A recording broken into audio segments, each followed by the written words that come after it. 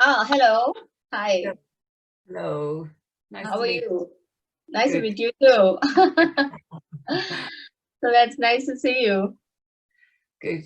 I So so I hope my connection is good enough. I'm afraid I live in the country surrounded by sheep and cattle and horses, and there's no broadband here, so it's all oh, so I just hope the connection is good enough.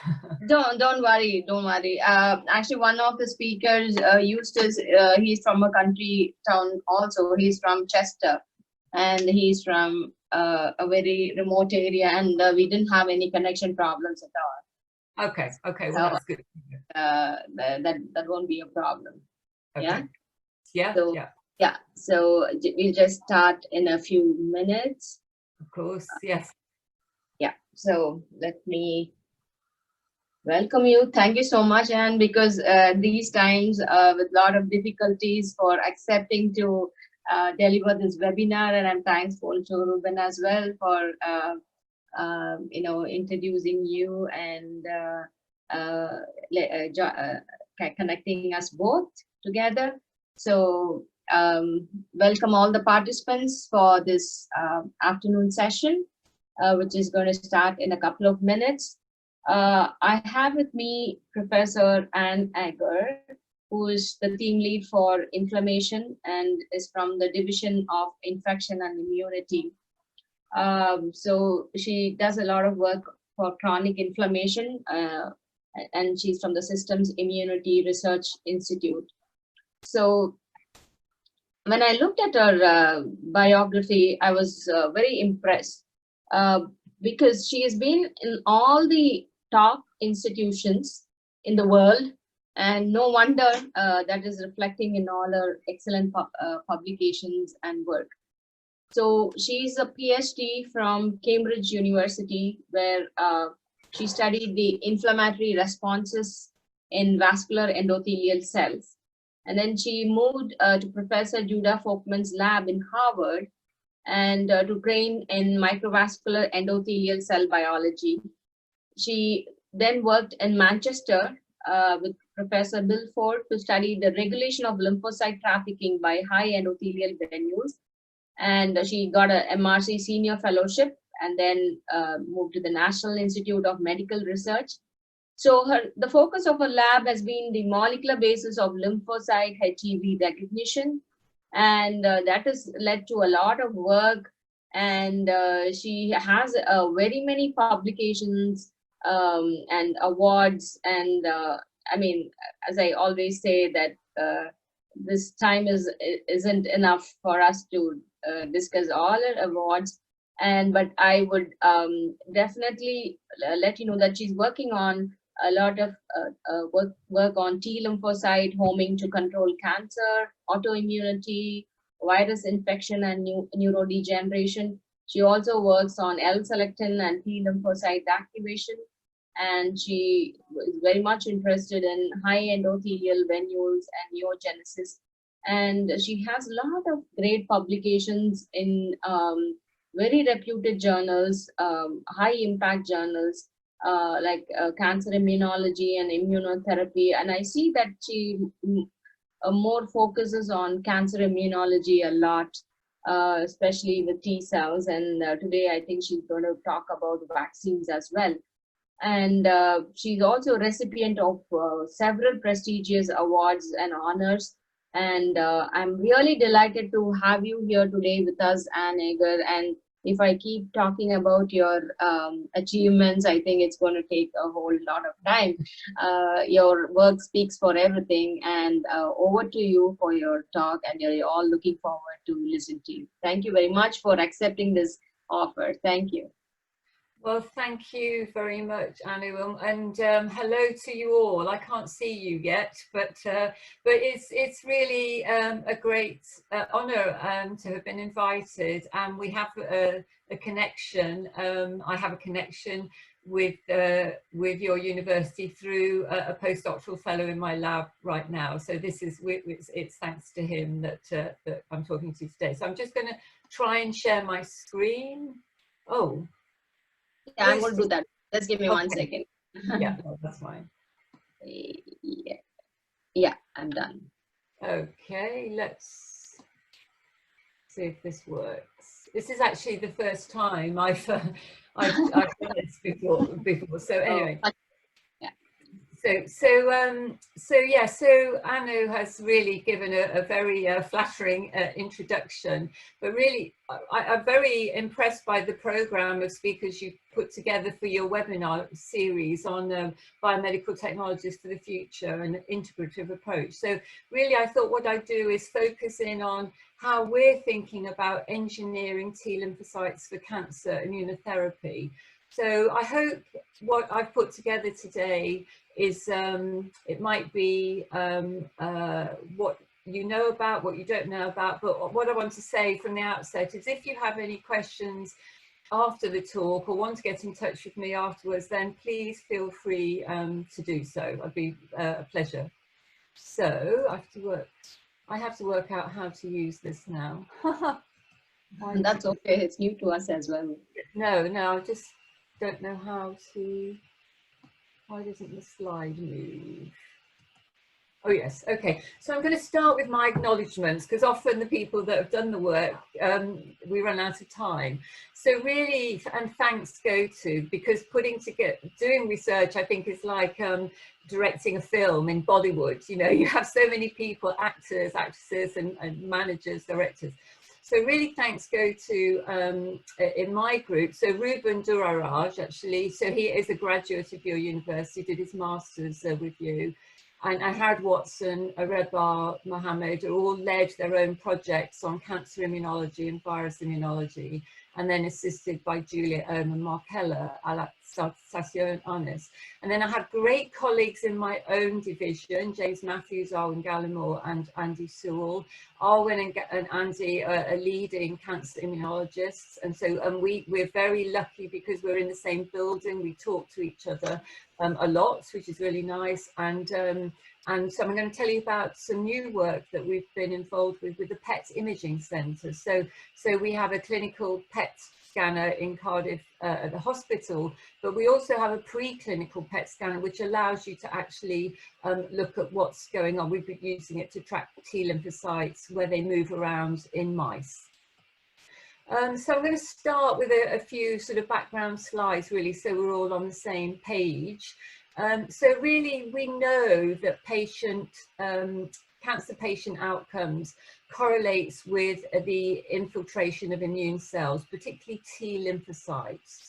So these are cells of the adaptive immune system that can kill our own infected cells and kill cancer cells in an MHC class 1 restricted manner. So it's really Jerome Gallon back in 2006 now who really started to look at resected cancers by immunohistochemistry and could stain for different populations of T lymphocytes and came up with the idea of an immunoscore.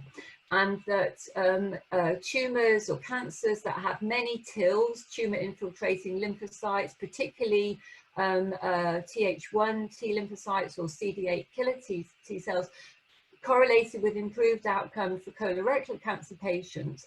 But there were some cancers, and they were called hot tumours, they were full of T cells, but there are some cancers like prostate cancers, which are cold. There are very few T cells in there and the patients don't do so well. And on the right is just an example of the staining. So, but we know there is this constant battle between the immune system and cancer. And for many, many years, probably not for you in the audience, because if your students will all be too young, but there's been, in my lifetime as an immunologist, it was always, well, the immune system can't impact on cancer because it's our own tissues. But in fact, that's not the case. We know that our own immune system is constantly controlling cancerous tissues and hopefully, mostly eliminating, but not obviously all the time. So we know that because we see T lymphocytes actually infiltrating cancers, but in the middle, can you see my mouse? Yeah.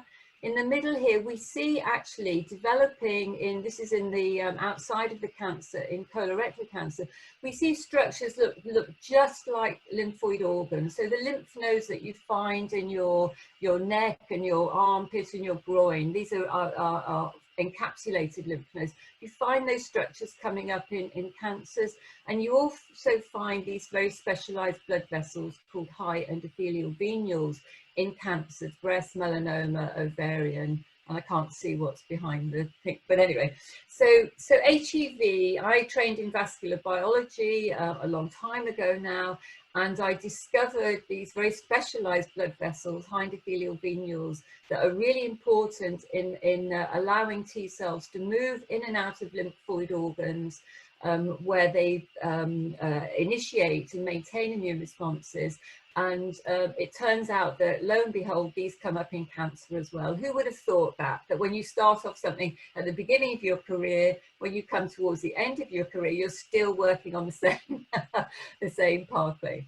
Anyway, again, as a background teaching slide, if we sit down and think, what does it take to generate a protective T-cell immune response to cancers? And if we have a look at this very nice diagram that Ira Chen and Melman put together, again, quite a few years ago now. If we start off with the cancer at the bottom here, then the first thing that has to happen is cancer cells are dying all the time, shedding proteins, so release of cancer antigens. So these can be self proteins from the cancer, they could be mutated proteins, which then our immune system will see as foreign, just like it sees a bacteria as foreign. So they would be released and carried to the draining lymph nodes, where this is where they'd be presented by specialized antigen presenting cells, and would start to stimulate or select out T-lymphocytes with cognate receptors. The T cells would become activated, released into the bloodstream, and then they would home to the cancer, or you hope they home to the cancer, to infiltrate, leave tumor blood vessels and infiltrate the cancer in order to kill cancer cells. So that is the simplistic view of what needs to happen.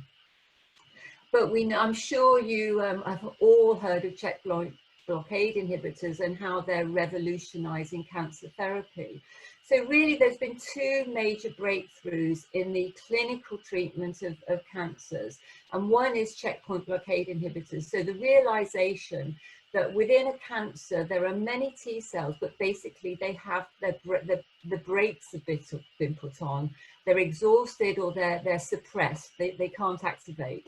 So what checkpoint blockade inhibitors do, so things like ipilimumab or pembrolizumab, anti-CTLA4, anti-PD-1, is they reactivate exhausted T cells in the cancer and allow the T cells to start killing cancer cells. That's been one major breakthrough. So in getting over immunosuppression induced by the cancer itself is really important.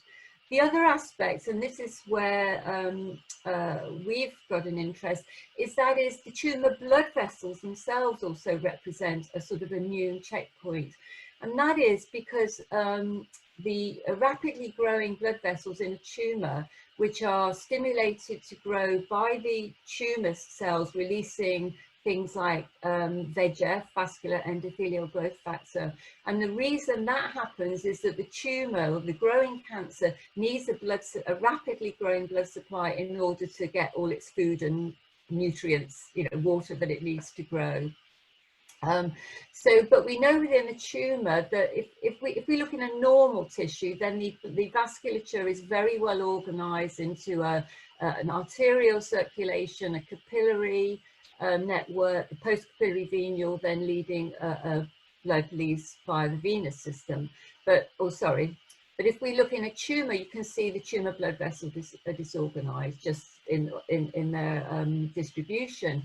But also the blood vessels are very leaky, they're not perfused very well, and that is because the support cells called pericytes here in red, which normally form a tight coating like a collar on the blood vessel endothelial cell here in green. The pericytes basically have got up and walked away, or aren't recruited to the growing blood vessels. So these poorly perfused and leaky immature blood vessels in tumors have been correlated with not being able to recruit T lymphocytes very well. And in fact, Joseph Skitsky in the States has looked inside the blood vessels of melanomas in patients, cancer patients. And remarkably, in up to 30% of the blood vessels, there's no detectable blood flow. So if there's no blood flow, there's no delivery of immune cells, and obviously no delivery of checkpoint blockade inhibitors or classical cancer therapeutics. So, so it is a checkpoint. So the other, apart from checkpoint blockade inhibitors, the other major breakthrough in cancer immunotherapy, which is exploiting the patient's own immune system, so taking the brakes off the patient's own immune system to start killing cancer cells and not their own normal cells, is really the use of T-cell engineering. So again, I'm sure many of you will have heard about CAR T cells. So on the left-hand side, this would be a situation, and this has now been rolled out clinically in the NHS in Britain for blood cancers, hematological malignancies like ALL or diffuse large B-cell lymphoma. So in a typical CAR T-cell therapy, cancer patients would T-cell or peripheral white blood cells would be collected from the patient, and then T cells isolated, T-lymphocytes, they'd be activated and then transduced to express a CAR. And what a CAR is a very highly engineered T-cell receptor. So on the outside, it looks like an antibody, so it has a high affinity binding site for a tumor antigen. In this case, it would be the CD19 antigen, which is found on all B cells and B-cell leukemias, which is being targeted by this therapy. But the rest of it is a chimera. So it's antibody on the outside, and then on the inside, it looks like a classical T-cell receptor. So it signals like a T-cell receptor. So essentially, you end up with killer T cells, which can kill via this antibody on the outside. And these are grown up in tissue culture outside of the patient, expanded to very large numbers and infused back into the patient. And the response rate in adult leukemias is quite reasonable, 50%, but it's not 100%. So there's room for improvement. And the other therapy, which you may have heard about, which is actually really has not been clinically approved, not in the UK, and it's very much in clinical trials, is TIL therapy. So this is the idea of resecting the metastatic, in this case melanoma has been most studied, isolate the infiltrating T lymphocytes, and then in the same way with the CAR T cells, you hope that within this infiltrate there are T cells that have T cell receptors for the cancer, and then expand them up in vitro and then infuse them back into the patient. So again, this has a reasonable overall response rate, but again, room for improvement. So, you know, our question is, does poor killer T cell homing from tumor blood vessels contribute to the failure of these engineered, or this type of T cell therapy, and can it be improved? So I think we can now add vascular. So the strategies that have been worked on in the research laboratories to improve blood flow through tumours is something called vascular normalization. And in fact, again, some of these reagents, things like antibodies to VEGF, have been approved again for some clinical cancers. And I just want to, again, for the students in the audience, just to say that when I started my research career many, many years ago, going to Judah Folkman's lab at Harvard, he was the person who really pioneered a tumor angiogenesis and understanding it. And so it's really fantastic to be able to say that I'm still working in that area.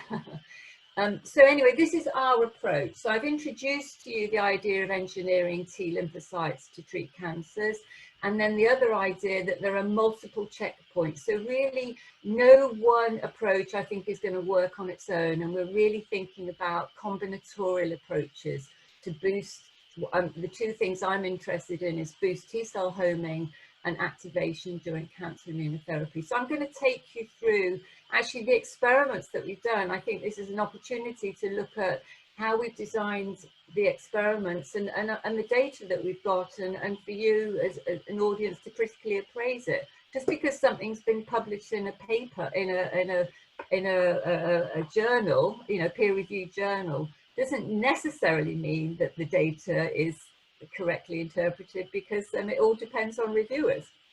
Anyway, so I'm going to take you systematically through the talk with looking at ways of increasing T cell homing, and that's by engineering T cells to express a particular high levels of particular homing molecule.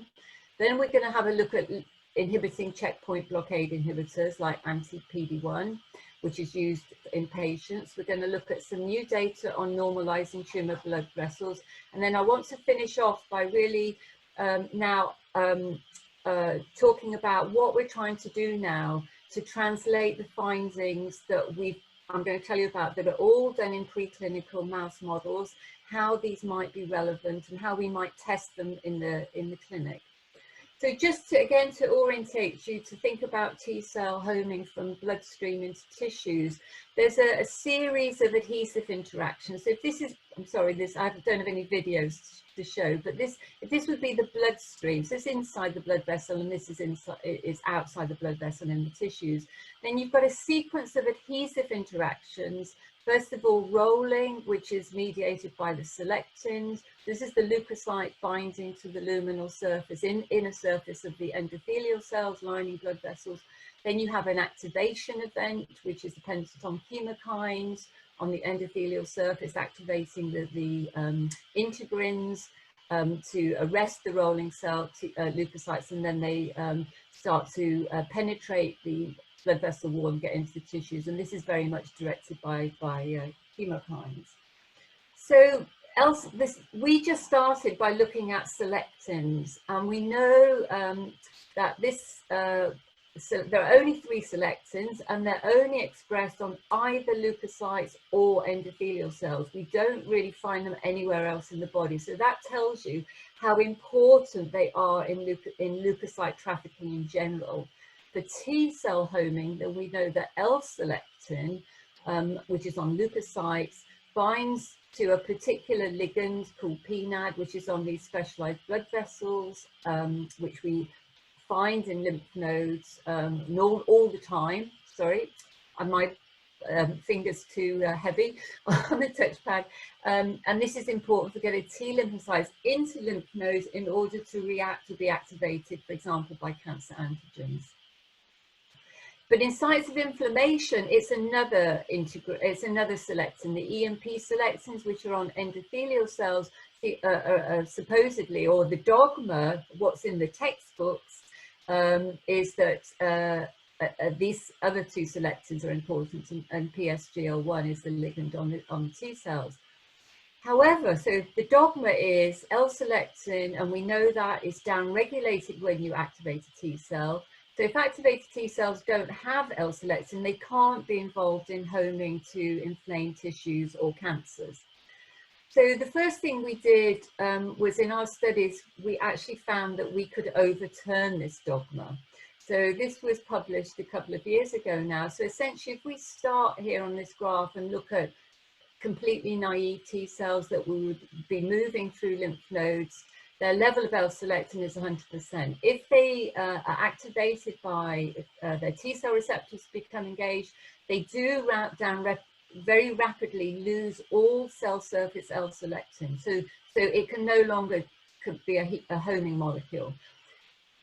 But what people have done in the literature is then looked at inflamed organs sort of 5, 6, 7 days later.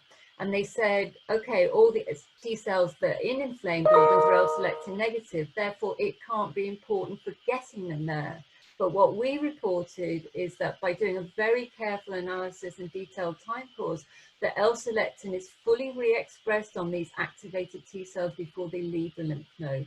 So in the bloodstream, when they get released into the blood, before they get to the inflamed tissues, they're all L-selectin positive. And in fact, what we asked, is it important for them getting into tissues? And the answer is yes, it was essential. So in our and all of this work we did in virus models, and I have to say that the cross-talk between looking at different types of immune models, so we've done virus immunology and cancer immunology, we can actually transition between the two. So ideas that, or findings in virus immunology, we, as you'll see, we've directly applied to test those hypotheses in cancer immunology. So in our virus studies, we had, we looked at 3 populations of T cells. T cells that don't express L-selectin at all, they're knockout for L-selectin. Then T cells that have our normal wild type L-selectin here, which goes up and down, like I showed you on the previous slide, when T cells become activated. And then we engineered T cells to express a form of L-selectin which was on all the time. We mutated a cleavage site in the ectodomain so it couldn't be shed, undergo proteolytic shedding, and we expressed it under a heterologous promoter, so it isn't gene silent. We call these LDP or L-delta P T cells. And in our virus model, what was really clear is that without any L-selectin, the T cells become activated, get into the bloodstream, but they can't clear virus. Wild type T cells can have a go at clearing virus, but these T cells, where we've maintained L-selectin, actually can clear virus even better because more of them home there, because they are not down-regulating L-selectin. So this is essentially what we've done. This is what happens on a wild type T cell expressing L-selectin. It's shed, re-expressed, and then eventually it's transcriptionally silenced. This is our gain of function, so it's on all the time. And we call these L-selectin enhanced T cells. So we now, having shown that they work to boost immunity for viruses, we tested the hypothesis, can they offer an advantage in cancer immunotherapy? So the model we set up is a mouse model. Obviously, it would be very nice to go straight to patients, but we really have to work out mechanisms before we can do anything like that. So it's a mouse model, which is as close as we can to a patient, a cancer patient being treated with CAR T cells or TIL therapy. So we have a tumor growing subcutaneously in the flank of mice, or we can disseminate the tumor to the lungs like a metastasis model, and then we measure tumor growth. We can measure the T cells that we're injecting into the mice, which can kill cancer cells. We can measure homing, and we can measure the infiltration of those T cells in the cancers. And what we're doing here, we're using T cells that have a receptor called F5, which sees a peptide called MP68, which is expressed on the tumor cells. And we've got, again, our 3 populations. We've got T cells that have the receptor, T cell receptor of the cancer antigen, but they don't have any L-selectin at all, they're green. We have our wild type L-selectin, which can go up and down in blue, and then our enhanced, which is on, expressed all the time. It's like a gain of function engineered molecule in red. So our tumor model, just to tell you about the model, is we grow the tumor subcutaneously in mice for 6-7 days. We then inject our cancer-specific T cells intravenously, as they would go into patients. We also do a little, like a peptide vaccine to make sure the T cells really get activated. We've done a little bit of host conditioning to try and knock down the endogenous immune system, which would be immunosuppressive. And then the tumors have luciferase in them, so we can actually image the tumor growth without non-invasively. And then under our license, Home Office license, we can monitor tumor growth until humane endpoints. Oh dear. Sorry, what I was going to show you is it's actually the model, and it's not going to work. Oh, I'm sorry, Anu.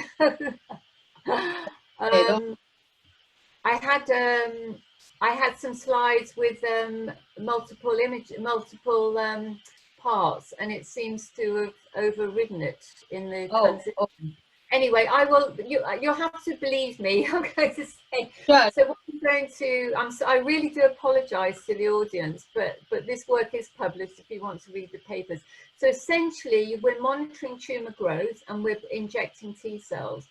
So what we know in this model is the more T cells you inject, then the better the control of, or the less the tumours grow. So it's just like a drug. The more aspirin you take, you know, the better it might be to relieve your headache or pain. It's that sort of thing. So it looks like a sort of conventional therapy. But I'm really sorry because you're not going to be able to see. Let me see. Oh, we can show some. I sincerely apologise to all of you. Anyway, so again, Not a problem. Carry on. you take my word for it. So again, now we're injecting our three populations of lymphocytes with different levels of L-selectin. And this is just to tell you that, to show you that the T cells going in, the knockout T cells don't have any, the wild type have some L-selectin, and then our gain of function have more L-selectin. This is fluorescence, like flow cytometry staining. So this is in this direction. But at the end of the therapy, you can see the knockouts still don't have any L-selectin because they're genetically engineered not to have any. The wild type have completely lost all L-selectin at all. This is the downregulation, which happens during the therapy, whereas our gain of function have still L-selectin at the end of the therapy. And this is after 30 days, so 2-3 weeks in the mice. So again, the tumour growth curves, I'll tell you that the knockouts don't control tumour growth at all. The wild types can have a go at it. They're not very good, but the gain of function is much better. So we've revealed that, again, these T cells with maintained L-selectin on are better at controlling tumour growth. And now we can ask, what happens, can we combine these with now checkpoint blockade inhibitors used in the clinic? So this you can see, and this work is all published in this Frontiers Immunology paper last year. So here what we've done, and these are tumours growing in mice that don't have any T cells and have a control antibody. And these are tumours growing in mice that have been given the checkpoint blockade inhibitor. And you can see that that doesn't do anything on its own.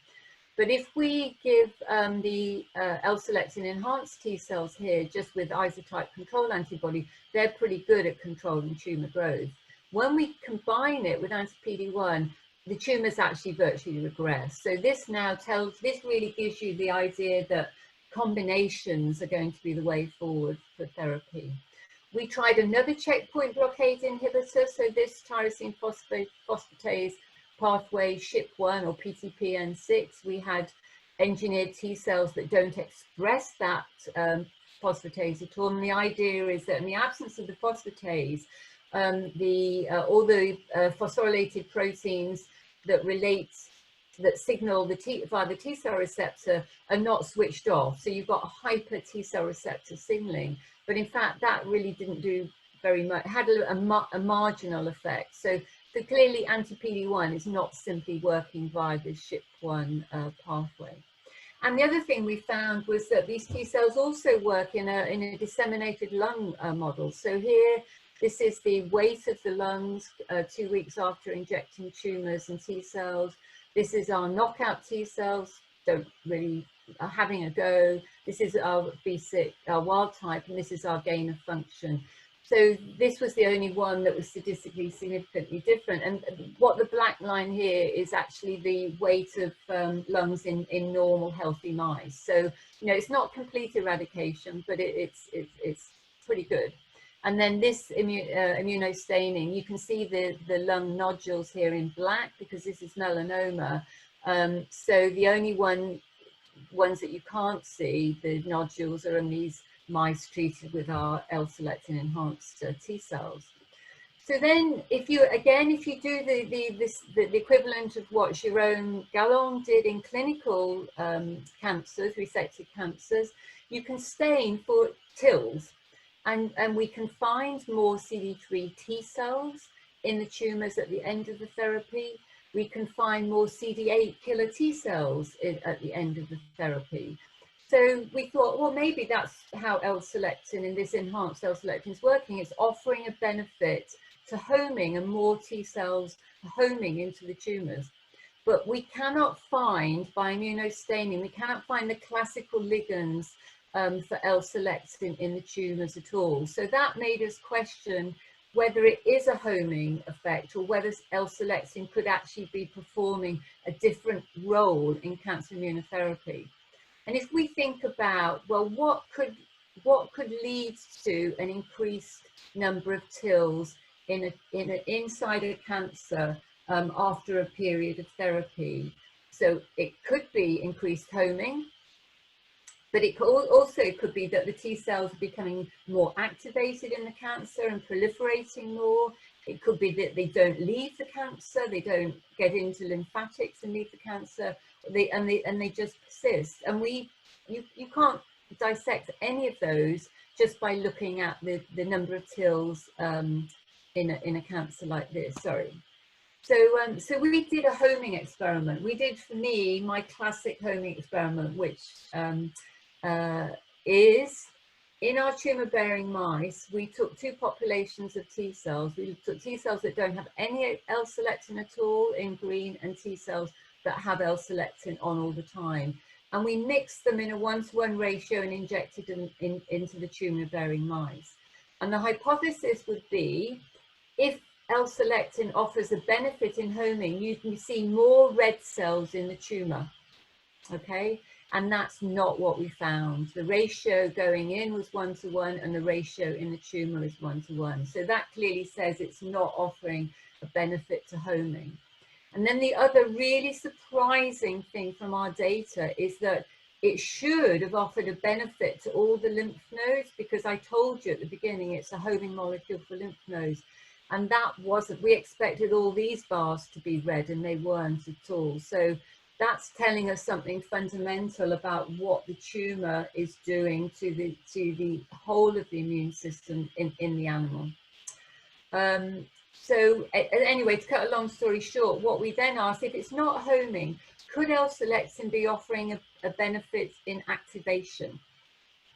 So what we did, and it was quite nice in those studies because we could use the same experiments where we looked at homing to look for activation, because what we were doing is harvesting the tumors and isolating the TILs and then analyzing them by flow cytometry. So that allowed us to include an activation marker, and that's what we did in this experiment. So here we've used this activation marker CD69. So in our T cells, before they get transferred, before they get transferred, they don't express any CD69, but after transfer and in the tumors, you can see CD69 has been upregulated. It is an early activation marker on T cells. It shows the T cell receptor has been engaged by a cognate antigen. And you can see straight away it's much higher on the red than on the green. So these are our L-selectin enhanced T cells. And if you look then in the tumor, you can see there's much more activation of the T cells inside the tumor if they have L-selectin than not. And that was true in the spleen as well. And it was true in some lymph nodes. But that activation, selective activation, was absolutely dependent on there being a cancer, because if we did exactly the same experiment in tumor-free mice, we didn't see an advantage. There was no preferential activation. So there's something about the tumor microenvironment that is allowing L-selectin to be engaged to give an activation advantage to the signal. So we now say that we've identified a new role for L-selectin in cancer immunotherapy. So if you think about adopted T-cell therapy for cancers, some have L-selectin and some don't. That's our red and green. They're injected into the bloodstream. I've already showed you that both of them, both cell types, can get into the tumor. But in fact, it's only the L-selectin positive cells that get activated and kill cancer, whereas the L-selectin knockout cells get there, but they don't do anything. So they're actually taking up valuable space inside the cancer because they're ineffective. So we'd like to ask, can we turn the tumor blood vessels into, can we mature the tumor blood vessels so that only the red cells come out to be effective? So then if we now try and get a bigger picture, if we now sort of step back a bit and think about, well, if we were starting with a blank canvas and we were thinking about how would you design the optimal T-cell therapy for cancer. And this is quite a nice thing for, I think, students to do, is to forget about everything you've read, as it were, and sit down and think about, well, if I was designing the immune system, not that you can design the immune system, but if I was, and this is what engineering allows us to do perhaps, is what would be optimal. So this would be my designer T-cell therapy for cancer. So that is that you'd inject your highly specific T cells, be they TILs, CAR T cells, or even T cells engineered to express a high affinity T cell receptor for a cancer antigen, inject them into the bloodstream. You'd want them to obviously be able to find where primary metastatic cancers are in the body, and to go in, to leave the tumor blood vessels, infiltrate the cancers and overcome all these local immunosuppressive mechanisms. I would also want them to go to lymph nodes, because this is where we know, as cellular immunologists, these T cells get survival signals for differentiation, survival, and persistence. So you'd want your T cells to clear the cancer, but you'd also want them to hang around in the body in case to give you some memory in case the cancer sort of emerges. So as I say, that's my designer T-cell therapy. You may think of a different designer T-cell, or obviously you will, depending on your training and experience and knowledge and what you're working on at the moment. So when we now look at what our findings, we can say that L-selectin enhanced T cells could improve cancer therapies by promoting homing as well as activation. So if you're, we know that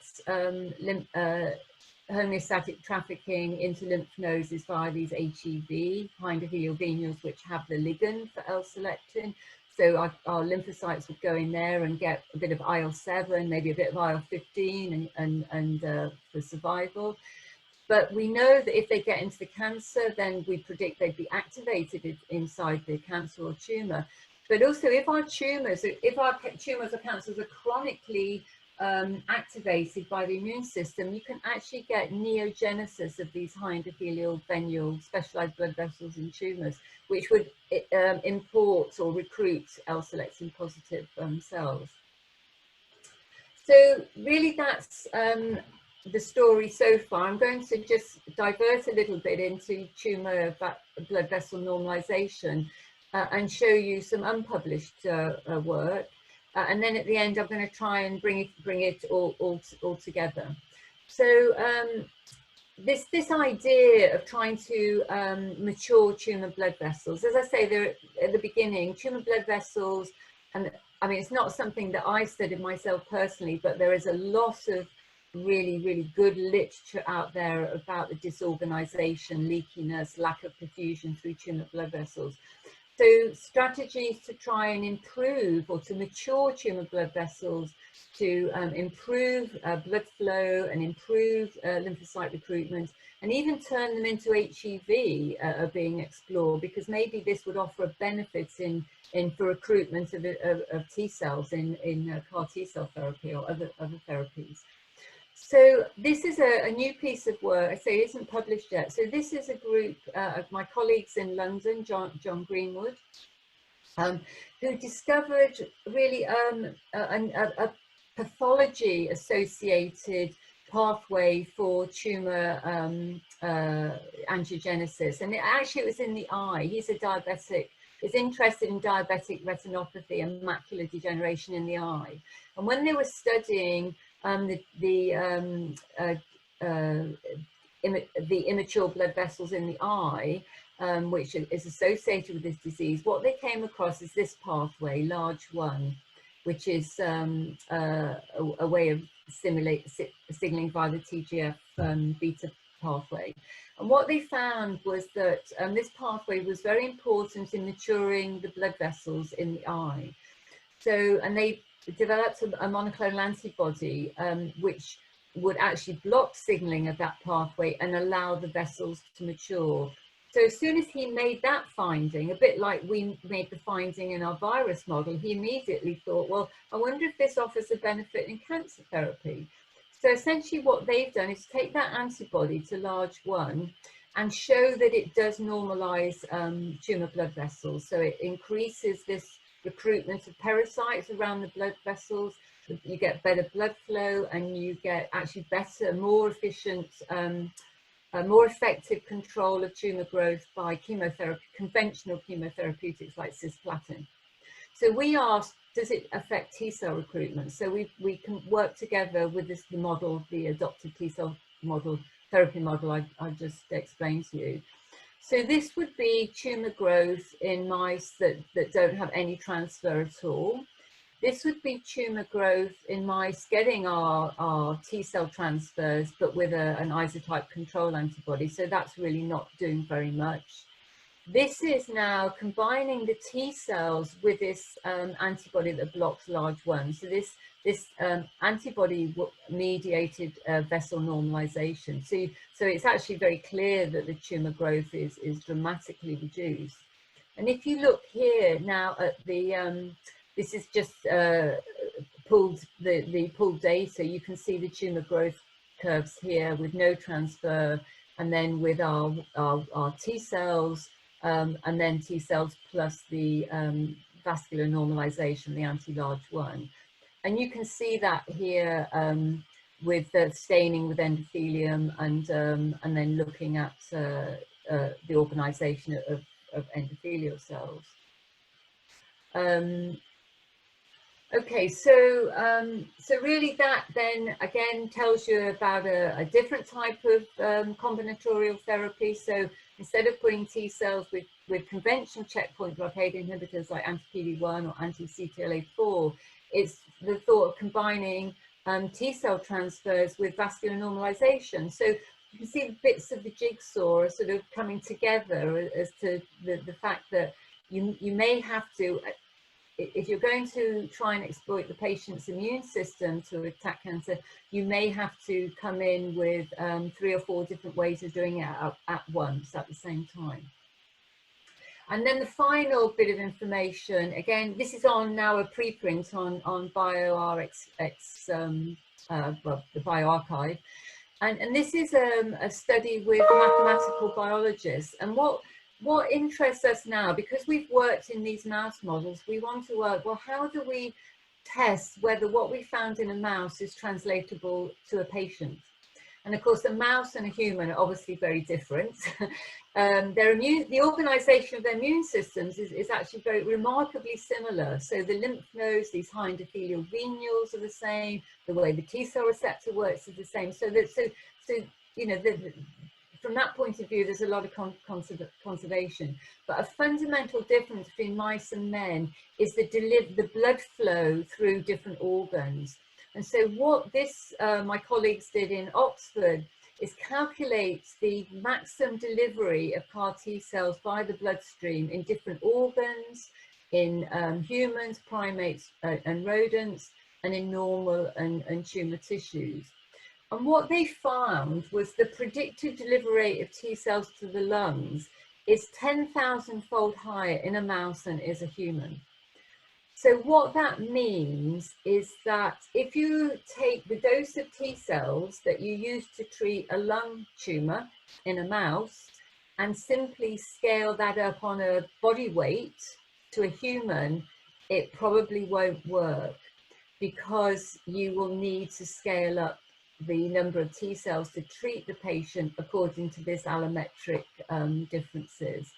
So you know, we sort of tentatively in the discussion concluded that typical cellular doses used in clinical trials of administered CAR T cells for cancers may well be only a 10 to 100-fold more than those used in mice, but these may well just not be enough. And so CAR T cell therapies have been approved and work well for blood cancers, hematological malignancies, maybe, but we haven't really seen a breakthrough in solid cancers, and maybe that basically just not enough T cells are being used to treat patients.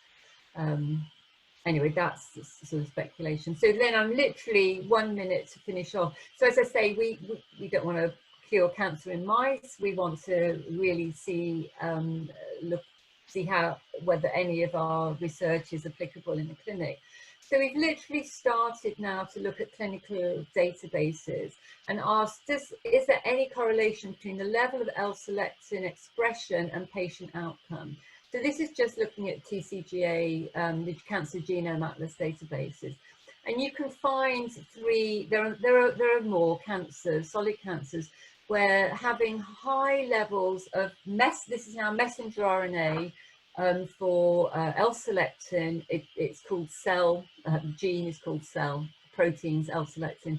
Then having high L-selectin is a benefit for patient outcome in cervical cancer, ovarian cancer, head and neck cancer, and possibly also in low-grade glioma, but interestingly not glioblastoma.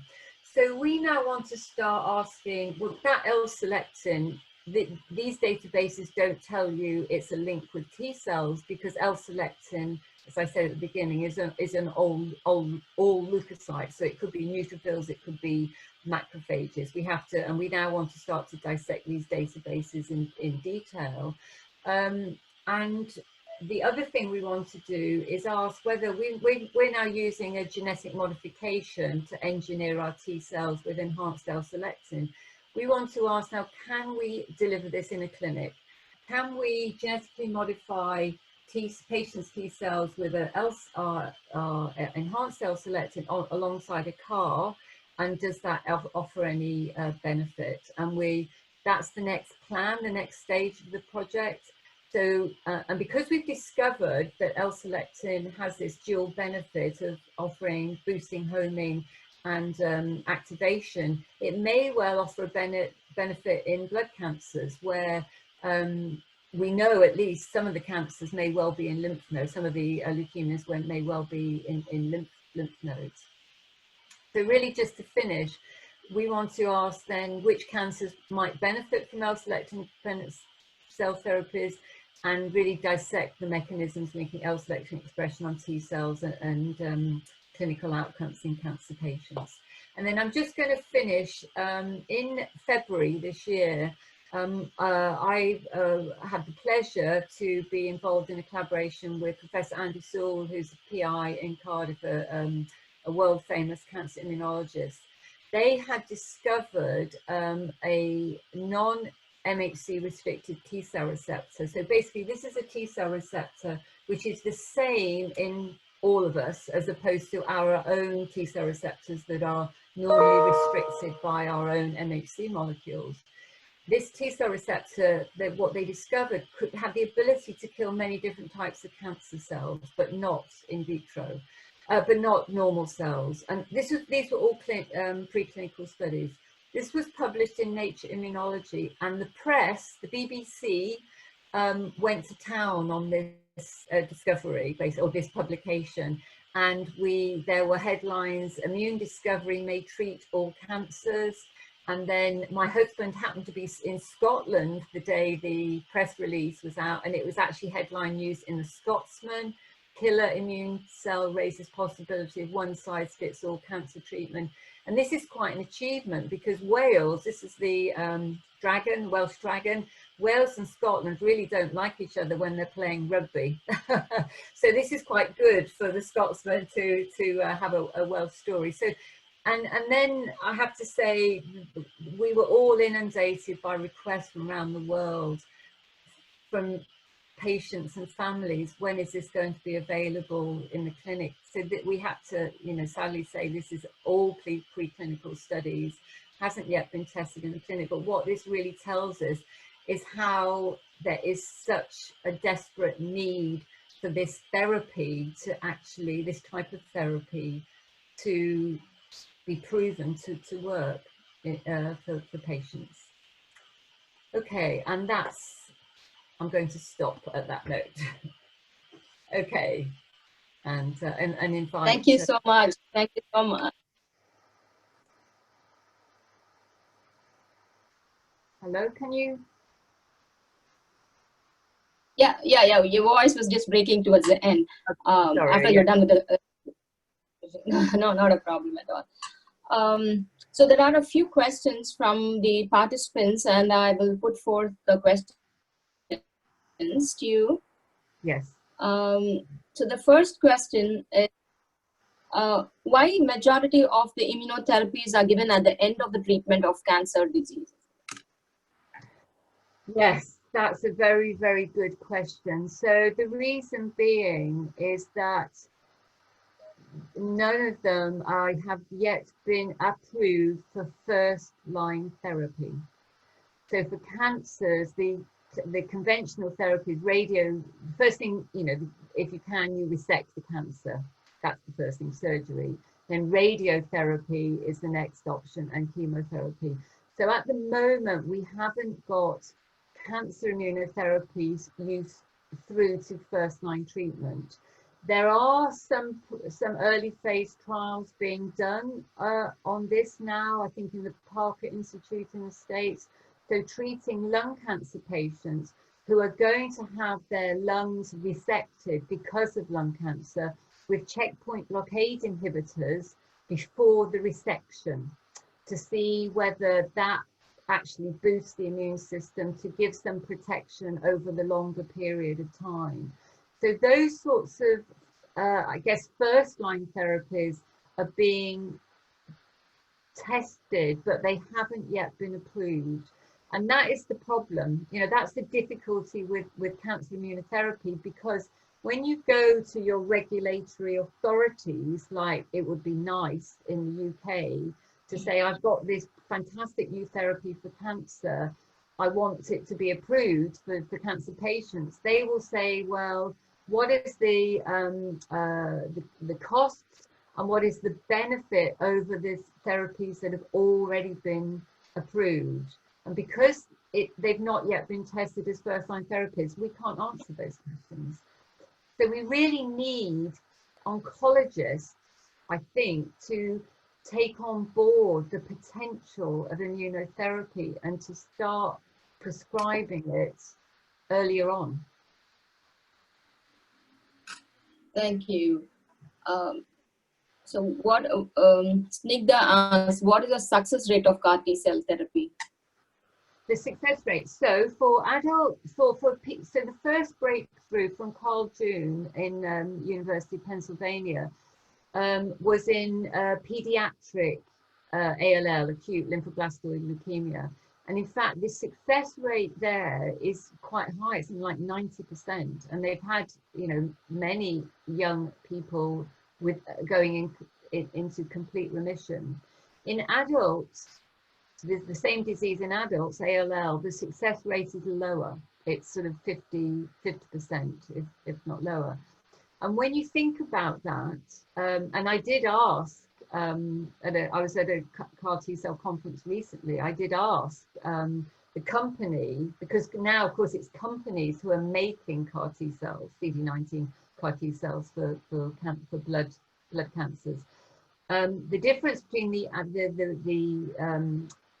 children and adults is obviously different, and their immune system is younger in the young children than it is in the adults, and the adults tend to be 50, 60, 70, and we know the immune system ages.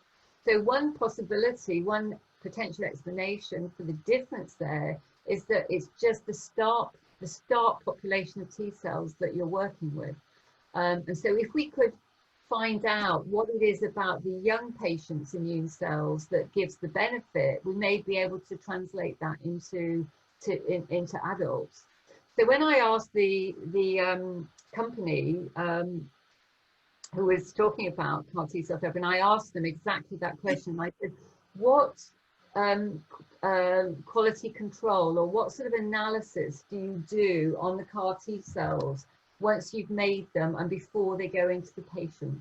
You know, do you look for senescence markers? Do you look for or exhaustion markers? You know, the immunologists have hundreds of markers of T cells at different states of activation or tiredness, you know. But he said, no, we don't do it. So they've got a commercial product that works to a certain extent, and they just don't do it. That's going to be up to the research labs to do it, and sadly, but that's the situation. Did you get that answer? Yeah, so the next question is L-selectin based T-cell destruction limited to only localized tumors? Though L-selectin activates lymph nodes, what are your comments on metastatic tumors?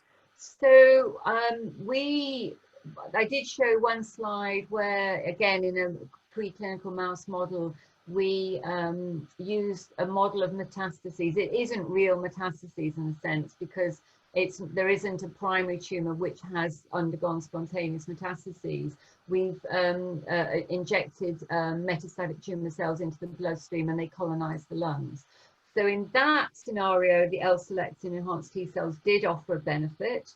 What we now want to do is test that in a model where we're actually looking at real metastases. So there are, again, preclinical models in mice where primary tumors will spontaneously metastasize. We haven't done those studies yet, but we will definitely do that. I think that's really, really important. Yeah. Okay. Till which stage of cancer can this immunotherapy be successful? Well, that's the $64,000 question, or the 64,000 rupee question. So I guess I'm not a clinician. I'm not a clinical, an oncologist or delivering these therapies. What is being trialed in the clinic? I guess the best scenario would be to look at what is successful with checkpoint blockade inhibitors, because if checkpoint blockade inhibitors are working, it's telling you that the patient's own immune system is capable of controlling cancer. So there are some cancers where that works really well, and some where it doesn't work so well, and that's very much dependent on whether the cancers are screened like an immunoscore to see whether they've got high levels of PD-1 or CTLA-4 before they get treated. So that's a very good question. I'm sorry, I'm being hesitant in answering it, because I actually can't give an answer based on science at the moment. I would think by definition, for any cancer therapy, you really want to be treating a small resected cancer or a cancer that's in early stages. So it's really about early stage detection as well, which is a whole different topic. Yeah. Okay, and you just have a couple of more questions.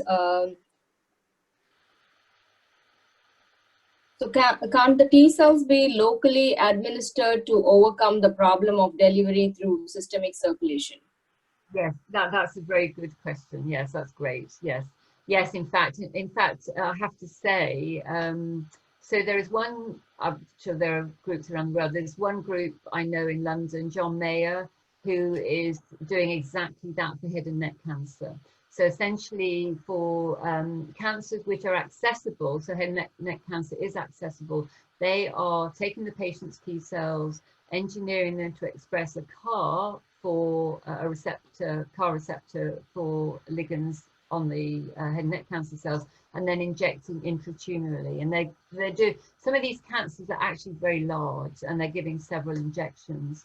The other person I've spoken to very recently actually was a young PI from Oxford, who is very much doing early stage clinical trials in cancer patients, and they are really pushing on it for intratumoral injection. So using stereotactic delivery, so that you can really access internal cancers, because that's the key thing. You've got to be able to find the cancer and localize it to do the administration. But I have to say, from everything I've read and our own research, we are slowly coming round. I wouldn't say slowly coming round to it, but I would think that is definitely an option.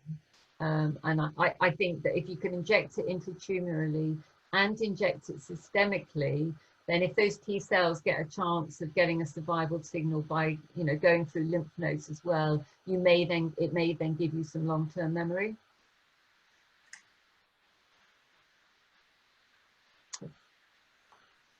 I can see that your audience is, Okay. I can see, Anu, that you have a lot of students, which is really nice. So young scientists. Yes, that's the reason I kept a gap of 30 minutes or more between two sessions, because I would offer a lot of interactions than us talking on one side, so that we'll get to clear all the queries and things. Yes, absolutely. Yeah. So the next question is, can we use T-cell therapy to improve the immune system of COVID patients whose immune system has been compromised due to other pre-existing medical conditions? Yeah, that's a highly relevant topical question.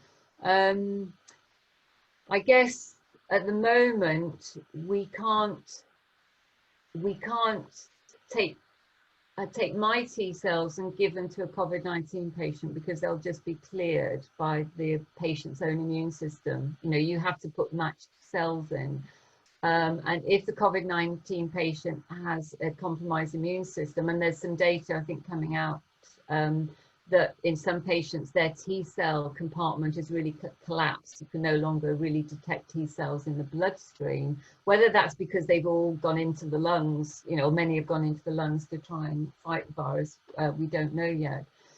So I think in the longer term, one approach that's being researched in cancer immunotherapy is, instead of relying on the patient's own T cells, which of course it takes time in a cancer patient to get their T cells and then to engineer them and grow them up. That's a 2-3 week period of time. And then if the T cells don't grow, then the patient doesn't get therapy. And during that period, the patient's thinking, how are my T cells doing? You know, are they going to grow? Am I going to get enough to be treated? There's so many unknowns that people are now looking at ways of doing third-party donors. So basically taking the equivalent of blood bank T cells and engineering them to knock out those recognition molecules that a third-party immune system would see as foreign, like the MHC molecule and some of the NK recognition molecules.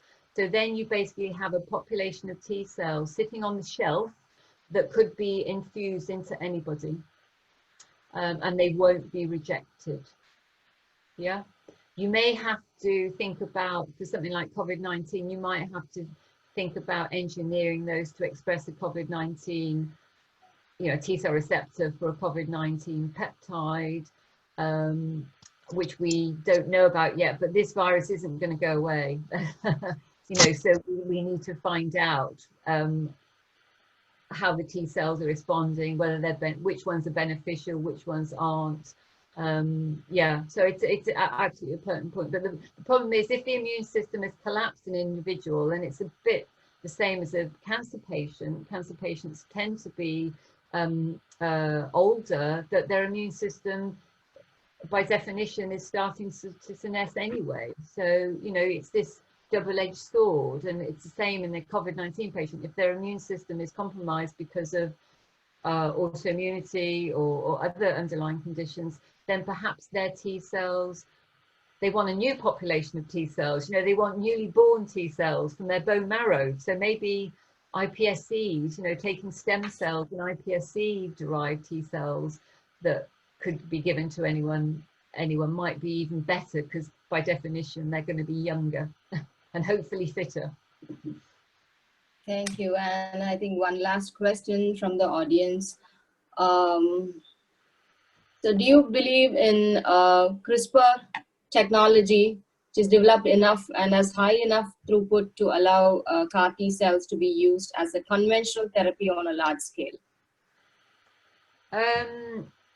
Well, I think CRISPR, yes. I mean, the problem with CRISPR is off-target effects. So, you know, do your guide RNAs only binds to the target gene, or are they binding elsewhere in the genome? So obviously that can all be tested, you know, found out in the clinic by whole genome sequencing.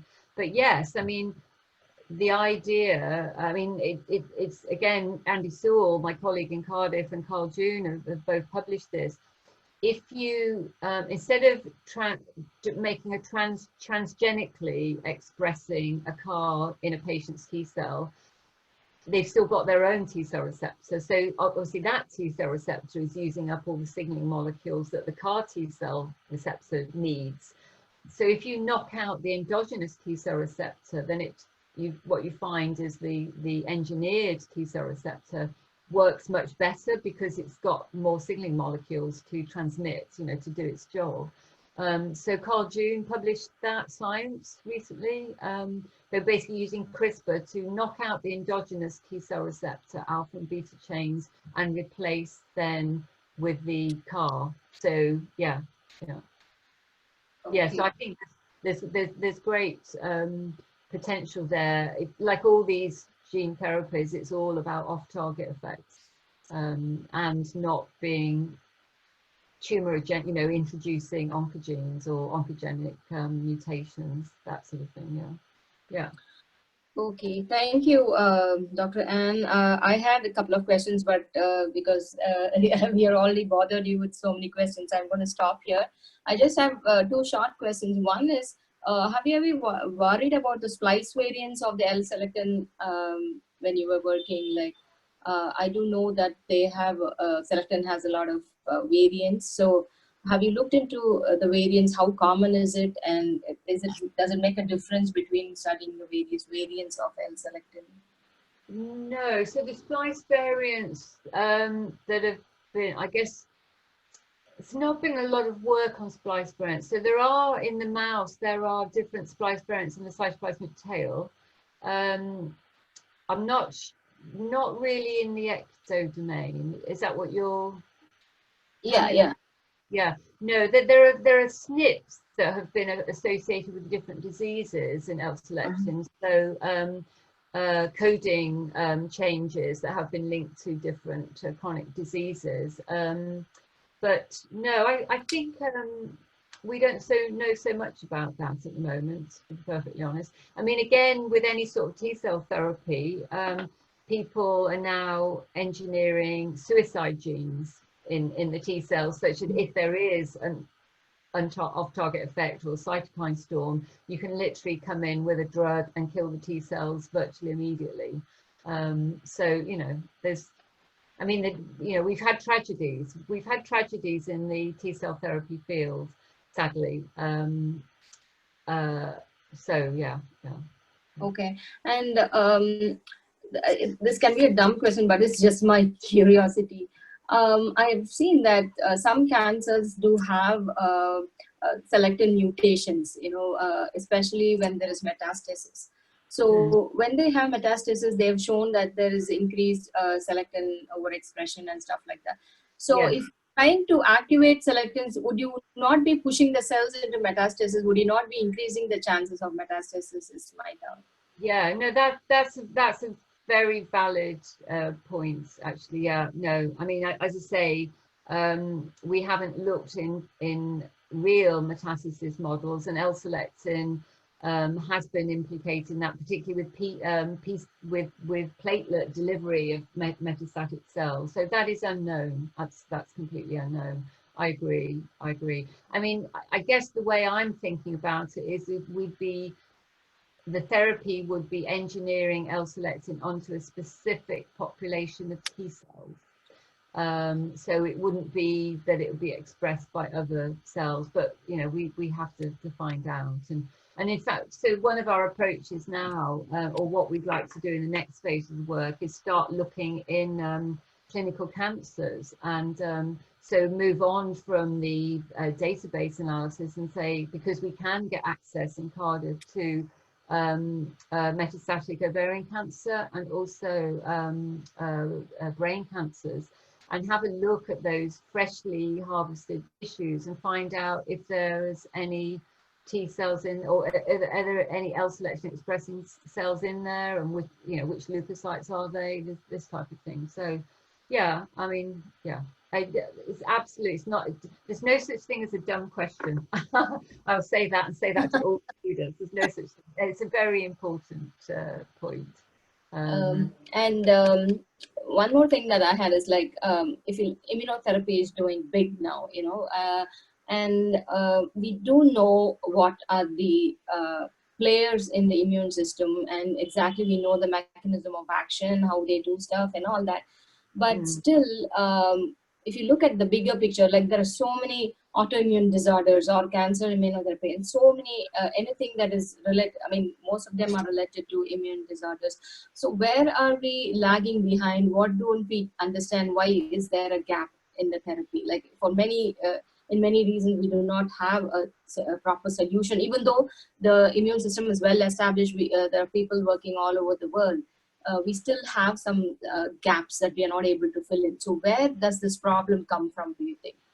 Sorry, I know I perhaps didn't quite get that. Do you mean, are you relating to the adverse side of the adverse immune effects? Yeah. So for example, you take Guillain-Barré syndrome, or if you take any other autoimmune disorders, you know that there is it's an immune problem, but we are not able to solve it as easily as we think.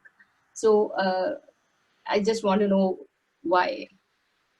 Well, I mean, the I guess the answer to that is like cancers.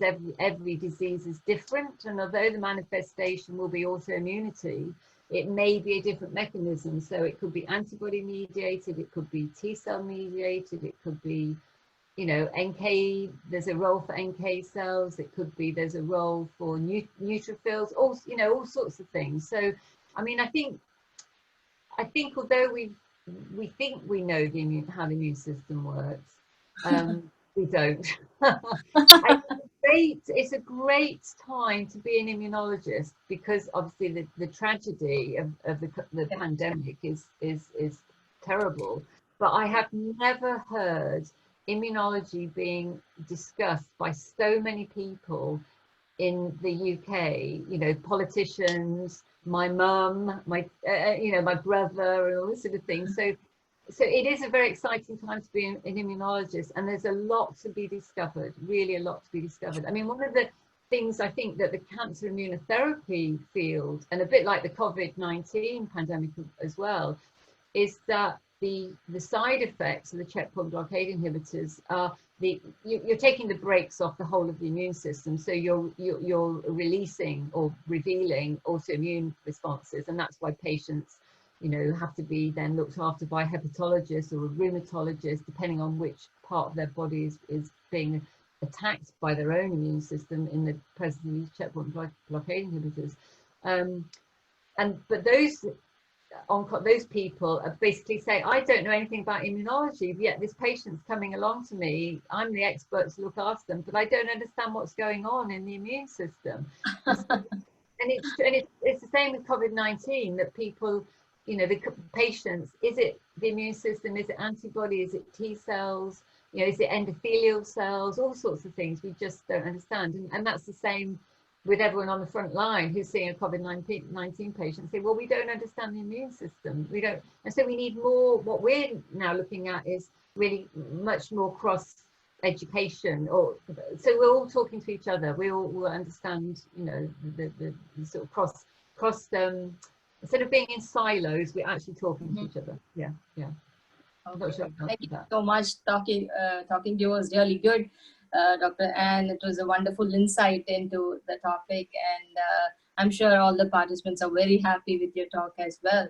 I mean, we do have a couple of more questions, but since we are running out of time, we have to close here. Thank you so much again for coming here and being with us. You're very welcome. I do apologize about my slides, not I'll have to double check that next time. But anyway, thank you very much, and good luck with everything. Enjoy the rest of your conference. Thank you. And as I say, please do get in touch with me if you have any burning questions. Okay. Thank you. Bye-bye. From Wales to India. Yeah, thank you. Thank you. Yeah. Bye-bye. Bye-bye. Bye-bye. Bye.